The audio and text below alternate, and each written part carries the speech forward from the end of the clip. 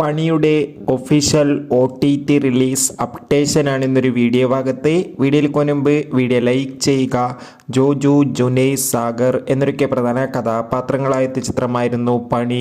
ചിത്രത്തിന് മികച്ചൊരു വിജയം തന്നെ സ്വന്തമാക്കാൻ വേണ്ടി സാധിച്ചിട്ടുണ്ടായിരുന്നു. അതുകൊണ്ട് തന്നെ എല്ലാ സിനിമാ പ്രേമികളും ഒരേപോലെ പണി എന്ന ചിത്രത്തിൻ്റെ OTT റിലീസിനായി കാത്തിരിക്കുകയായിരുന്നു. ഫൈനലി ചിത്രത്തിൻ്റെ ഒഫീഷ്യൽ OTT അവകാശങ്ങളൊക്കെ വിറ്റുപോയിരിക്കുകയാണ്.